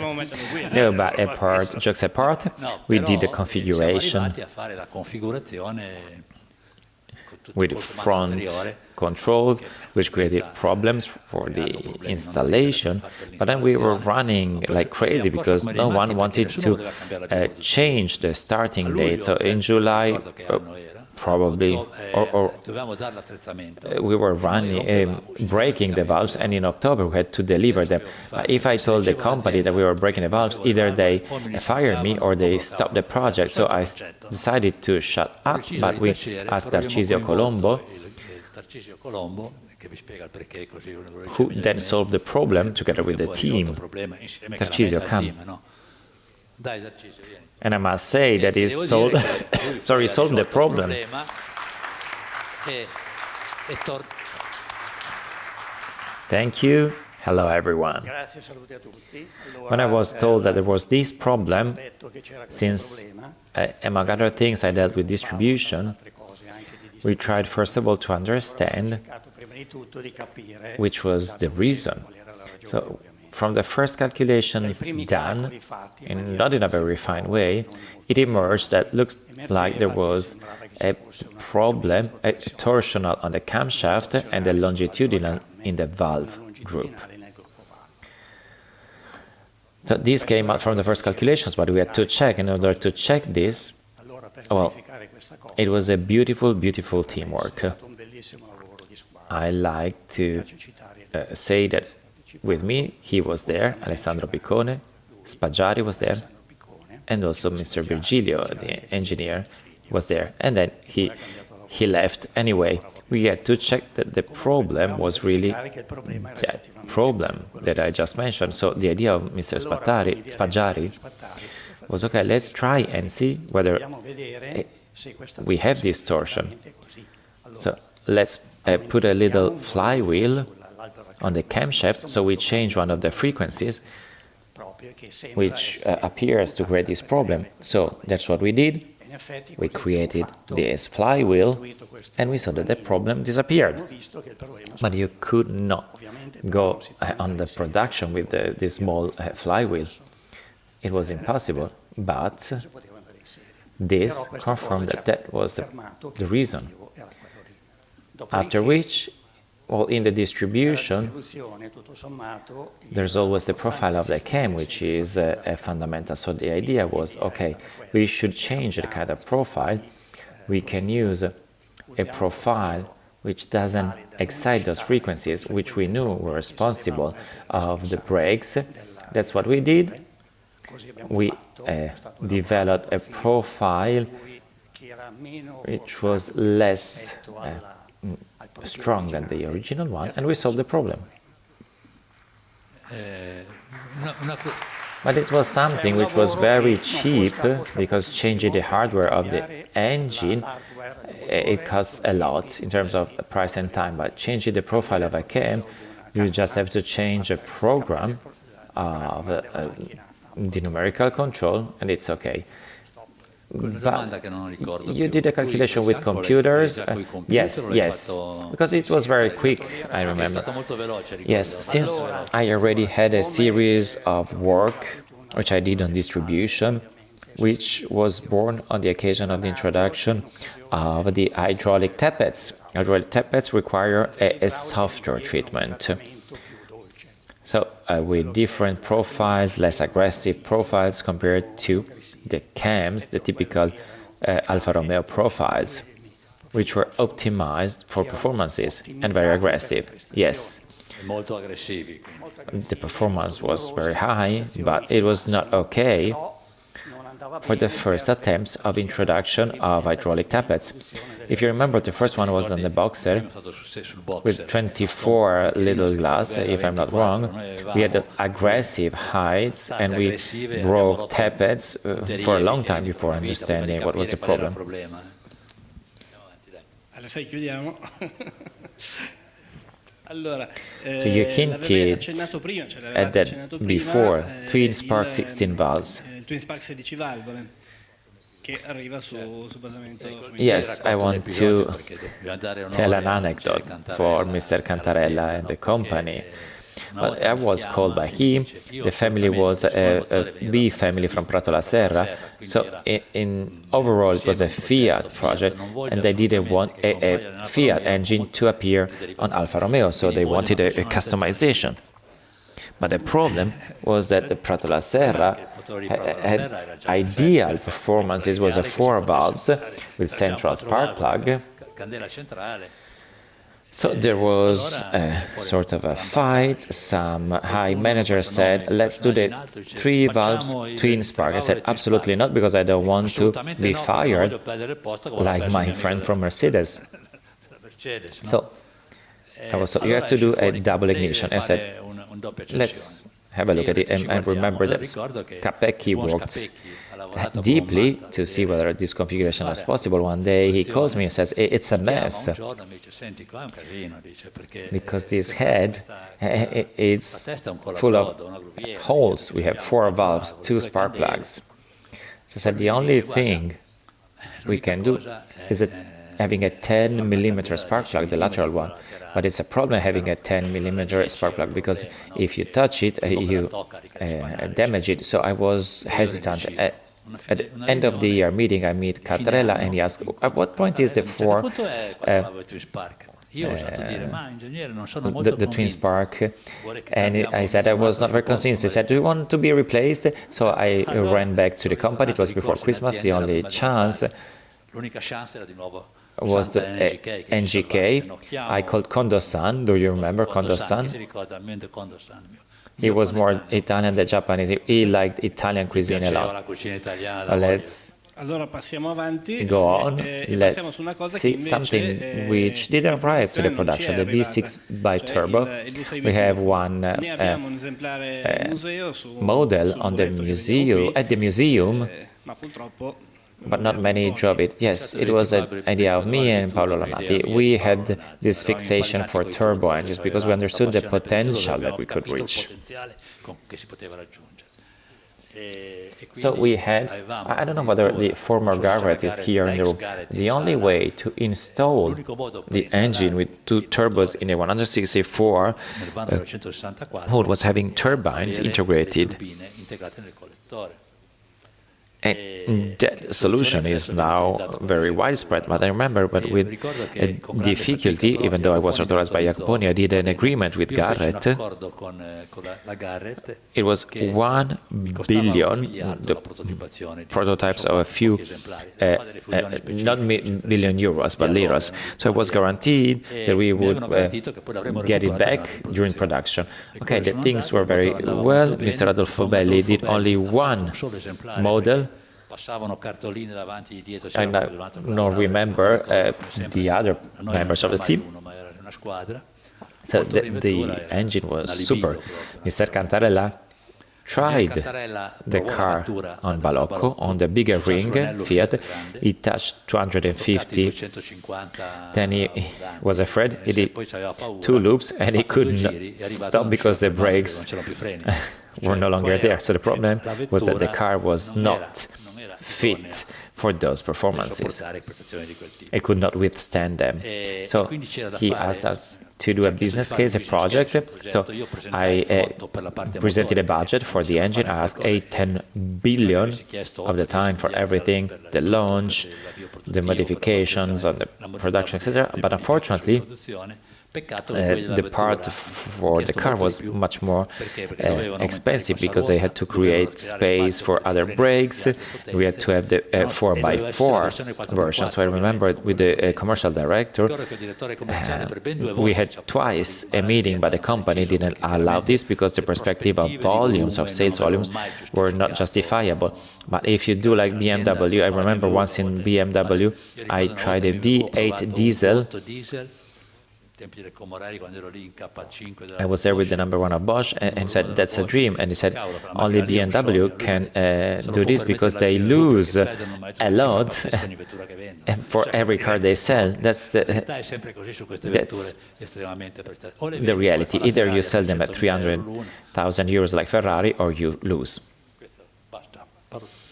One step forward, we get to direct injection to the JTS. We cannot talk about JTS without talking about Candriesse, one of our colleagues,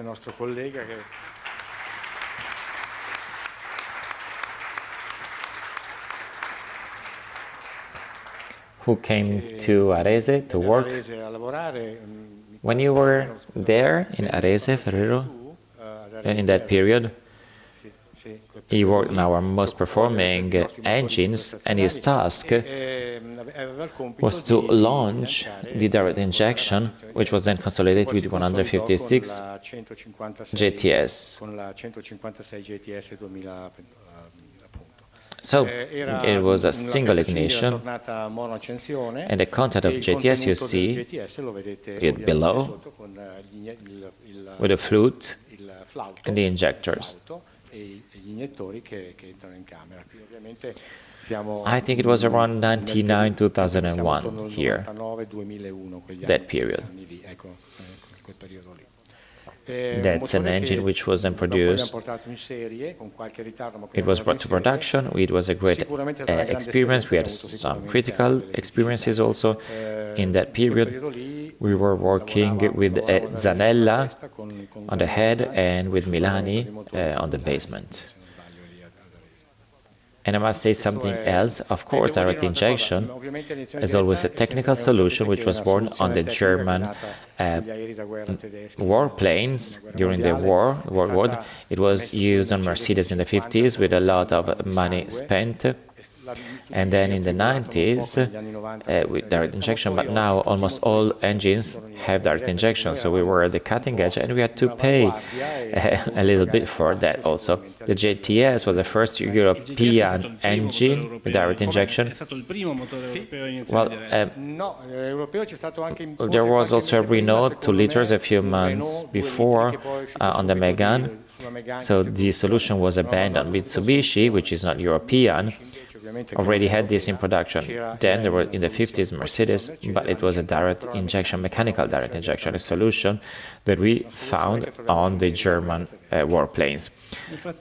And then the 6 cylinders went to the 3200 with the engine of the GTA, with some modifications, but not small modifications, but we already talked about this during another backstage, so we can skip it, and we get instead to the 2000s.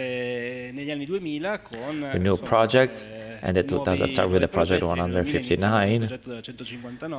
And Franco, you were telling me that the characteristic was the complexity of the range. Yes, if you allow me, maybe Jonathan, my colleague, can say something. Paolo Ferrero, do you want to describe the Shift 2000 GM FJP in a couple of words? Because it was another important shift in the history of the company. Yes, it was an important shift, without a doubt. It was a change because an integration was needed with other cultures and other types of products as well.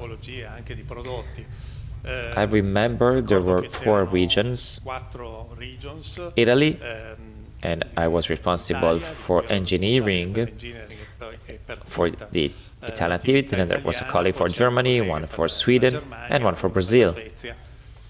In parallel, there was another joint venture for purchases.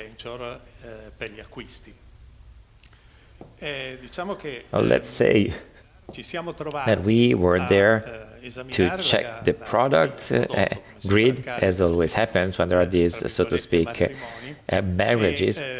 And we saw that in particular for the group of Arese, it was important to maintain the sports DNA, high-performing one. So this group, all of you, worked on the engine. So apart from maintaining in the range the Famiglia B and the V6, also a version of a GM Opel derivation engine called 850.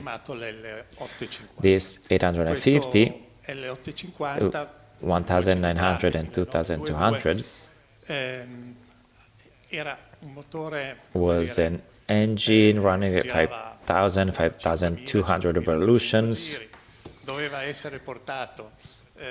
In order to have more performances, it had to be brought to a higher level of revolutions. You know very well that this entails problems, further checks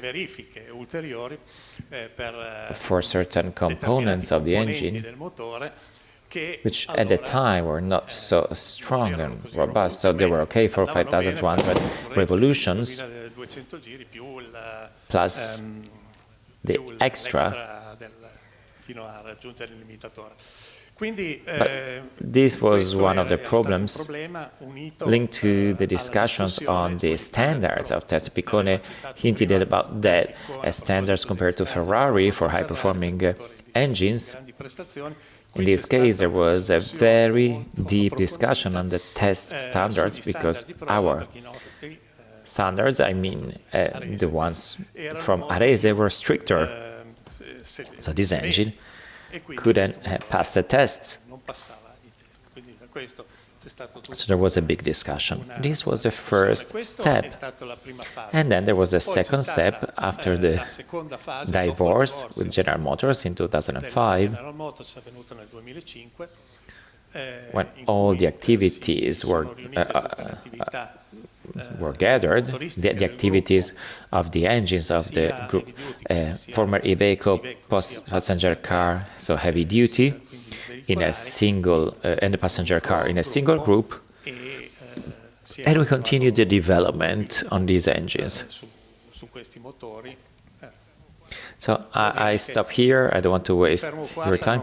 Lorenzo, can you go back to the slide of 159? So this was a very new car, and I forgot to put a table, but Jonathan was responsible of the integration. Can you tell us something about the complexity of the engines? Everything was new. Yes, it was everything new, but especially we should not forget that all of a sudden the young seniors from Arese had to suddenly work with those who work with Prato La Serra and others, with the factory below our offices. Well, they entered a completely new universe, very international, with some of my colleagues present here who were sent to Australia to follow the V6, which was done in Holden, the 4 cylinders, which were produced in Germany and then finished around the world. The gears went from Germany to Sweden. We had others coming from Austria. So with Dirk was always present, following the 850, but me and Franco, we were having these very long calls where me and him by checking the material incoming from abroad in order to be tested in our test rooms for the famous standard verification that Ferrero was talking about. If you remember, talking with the German ones, we checked a file, we continued to update this file, and at one point we asked, can you send us this file? He sent a file which was encrypted, impossible to open. So we said, okay, thanks for the file, but you have to give us the key, the password. And said, oh, I don't give a password to Italians. So this was how we had to deal with a world that to us was completely new. It was new to go to Sweden on this platform that General Motors built with us. It was new to have calls at night or early in the morning because we had to call Japan. So the complexity of the range allowed us to have a complete car from scratch on an American chassis, new, but at the same time it obliged us to meet and respect with different standards and to understand different languages around the world. So we were sent around the globe trying to do something. In the end, we did this 159.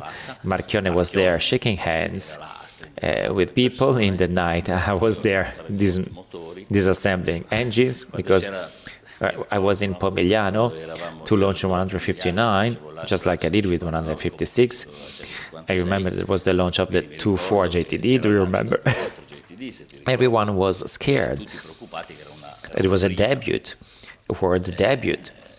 So Marchione is coming. Are you sure, Jonathan, that the car is okay? Yes, yes. So it was 4:30, 5 a.m. Then my boss called me saying, Jonathan, we have to disassemble the engines, but it was 5.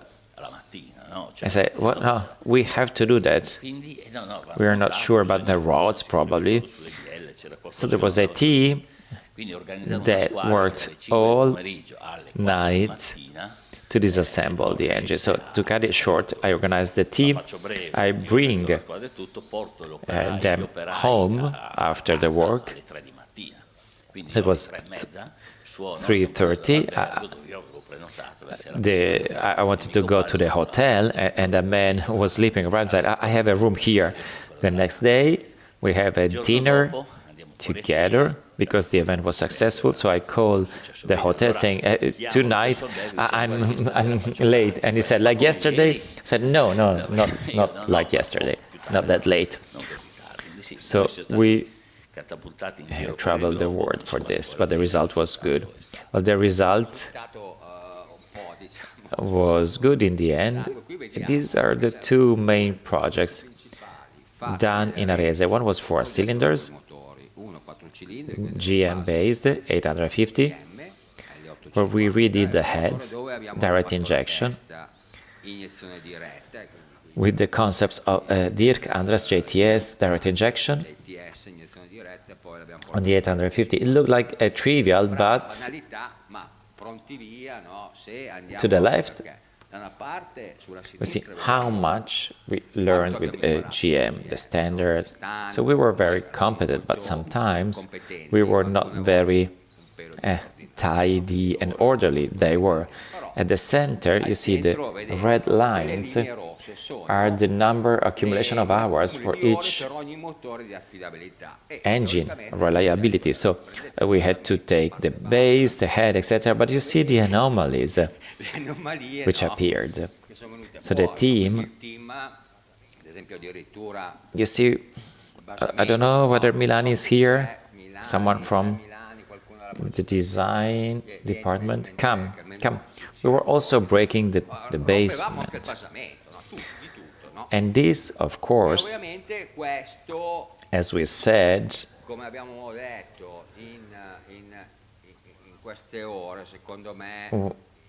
when there are real problems, you see the cohesion, the collaboration of the team. Because when everything goes okay, everybody is friend. But when there are problems, it's harder. That was the strength of Arese. Yes, you are true. I'm the 3rd generation of motor engineers that Piccone was talking about some minutes ago. So we really had to solve these problems. We were just newly hired, and I remember Dirk, who chased me to make modifications on the 3B model. I did probably 50, but in the end, the problems were solved in the end. It was a beautiful experience.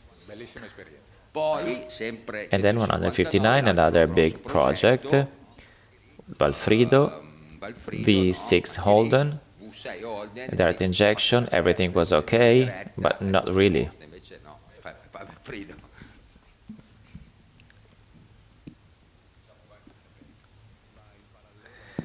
It goes in parallel with what they just said. A family of engines was born. I did what we learned and what we did. So Franco said that we learned to work in a more orderly way, more focused on goals, without struggling on anxiety. It was a big teaching. The HFV6 engine, usually called Holden, was born in GM, North America, so it was born in the United States to equip the GM group cars. It was a worldwide project. The main model was from the General Motors North American, the traditional one, and then there was a 2.8 turbo version for Opel and Saab version, and a 3.6 version for the Holden brand for Australia. So the Alfa Romeo brought the experience of the 2000 JTS, fuel direct injection, with a version 3.2, which was called SIDI, Spark Ignition Direct Injection.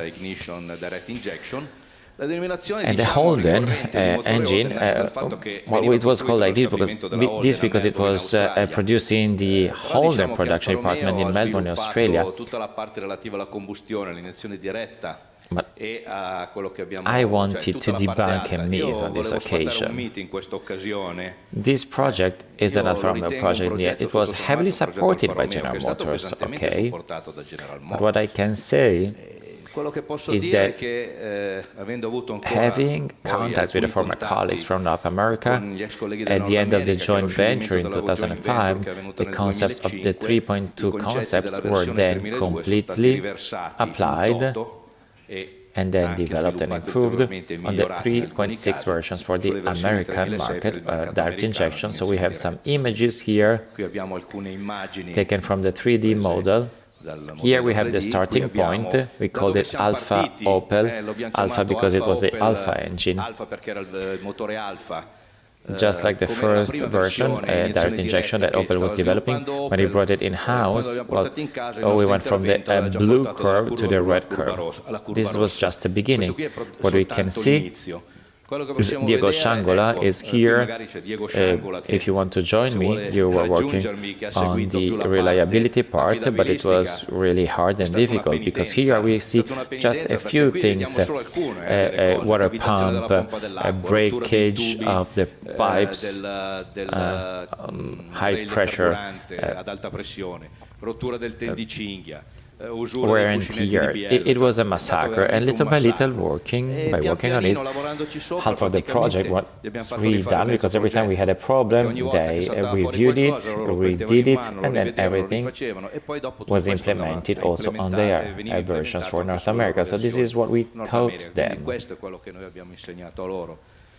And here we have the performances, the first performance, the one that then went into production. The yellow was the goal of the possible range of performances, but even before we had an engine, even more than one, that overcame the requirements. You see, in the best possible condition, the blue curve compared to the yellow curve. And unfortunately, what I call this as a hard comparison, but it's a reality. The modifications that we did brought some improvements on the main engine, which was the 3.2 in the 156 GTA version. So all the improvements led to what we see now. What can we say? 2,000 revolutions, we had the same torque that we had at 4,500 revolutions on the GTA. And here we have a couple of pictures taken, I believe, in Arese. Yes, yes, it was Arese. So we see Mr. Lanati, Valerio Ottavio, Diego Sciangola, me, Moneta, Gabriele Moneta, Cicoria, Pazzaroni, the development team. Yes, the part from Arese.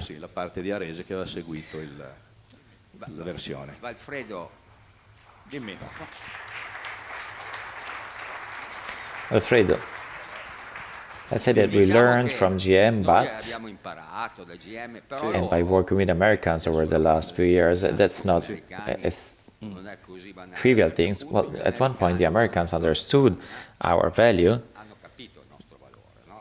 Yes, and if we go on, they asked us to develop here in Arese an engine that would not only go on our applications. To repeat, but having worked with Americans over the last few years, it's not a simple thing for them to be as confident. Here we have Davide Spoladore. Where are you?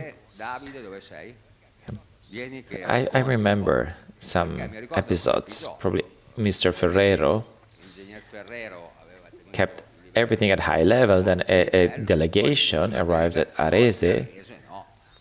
Okay, our structures were tidy but not very modern, so I saw them kind of perplexed, like as if they were saying, who are we relying on? And what happened, Davide, very quickly? In the beginning, they were stressed because it was a small factory where were just a few. They were not so sure about their choice, but then It was them who created problems because they sent pieces that were stuck at the borders, at the customs, and we had a lot of build issues. And when we finally managed, the engine was a disaster, like the one that we saw before. Everything was breaking, the camshaft, everything. But with a lot of extra hours and work, especially, well, I just arrived. It was my first job. I learned a lot to my colleagues, so I thank them. And we managed to finish the beta stage, which is the most important one, the one where you freeze the hardware, and then the development continued in America for the car stage. Can I add something? Posso aggiungere una cosa, scusate. Just to confirm what Franco Cazzolato said before, Paolo. The manager of Opel engines at my time was Willem Bockel, that you met, Paolo, I'm sure. Willem Bockel became then the person responsible for the GM International Motors. Been there, you went to America, yes. I worked there. So one day, I don't remember where, but I met Willem Bock. I was consultant from Fiat. So, hi, how are you? And he told me, but the guys from Arese are excellent. They solved a lot of problems. And I said, they are from Alfa Romeo. Did you forget?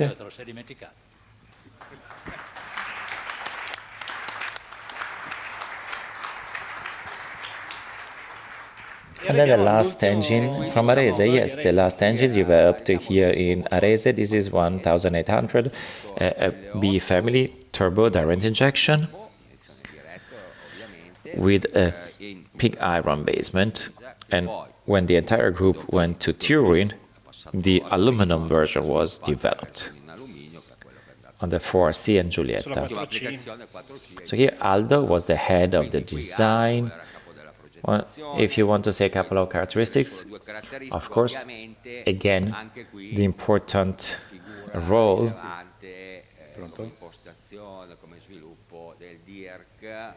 was the role of Dirk. We will see some pictures, and also we have a video to conclude the day, like a technical greeting for Dirk.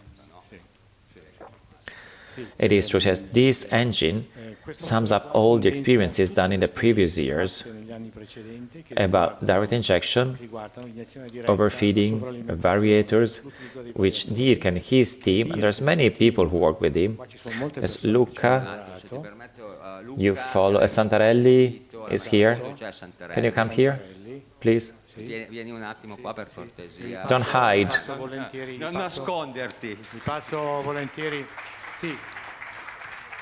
Here with Dirk and with Stefano Quinto, they did this. I give you the floor. Ti passo subito il microfono.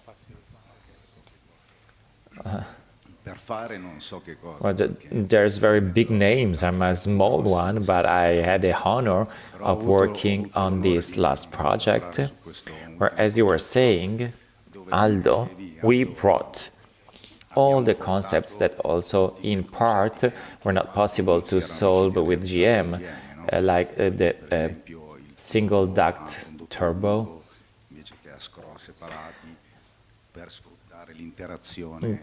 to use the interaction of the direct injection with the valves to get the final torque. Anyway, it was a dream to me to work on this project. Thank you. Grazie. This is the team. So Dirk wanted to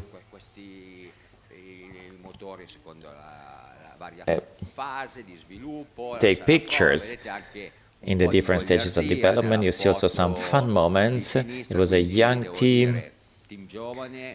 It was a super motivated team, and as Alessandro Piccone says, it was the third generation with the same principles of the time when I entered in 90, and I found again this, so there was a continuity, something to stress, because every manager brought about this way of working. Here you see him, the blonde one, always present. We also see him in the Lo vediamo last anche, video, l'ultimo pezzettino di video che not of high quella che mi quality, avete dato but we voi, wanted però to valeva la pena di show it because the inserirlo, car anche that we perché will see quell'automobile che vedremo, di will cui be non one svegliamo troppo oggi, sarà will uno be degli the protagonist argomenti of di un backstage one che of the future avremo nei backstages. prossimi tempi, per cui oggi la vediamo solo.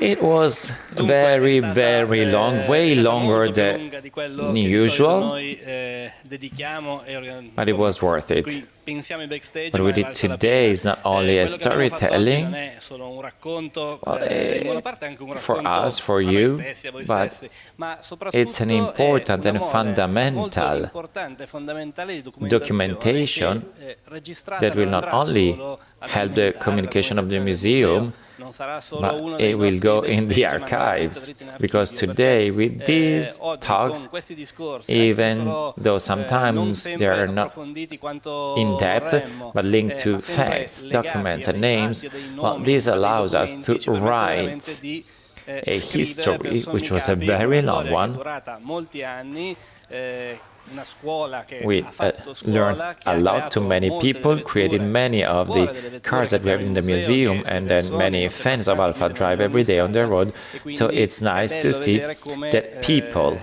le in the persone end, poi alla fine, human beings, ognuna di esse è capace di work mettere on a la faccia su project, un on a progetto, su un result, risultato and e su this qualcosa che creates more crea ogni passion for giorno una Alfa passione per Romeo. I l'Alfa Romeo. thank the Io speakers. ringrazio i There are so relatori, many today, it's diciamo così, impossible perché to siete name talmente each one tanti che è of you. impossibile nominarli tutti.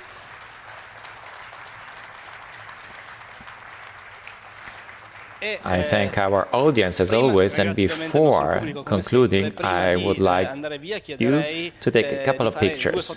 One, for us, I would like all the speakers of today to come here on stage, and then the second picture is for you. E poi la seconda foto di gruppo è per voi, quelli che Those who want to be here volete avere per ricordare questa and who were giornata che here per noi è stata today, bellissima, and spero che anche per well, voi to me it was sia stato beautiful. altrettanto Thanks da again. ripetere per quanto mi riguarda. Grazie ancora.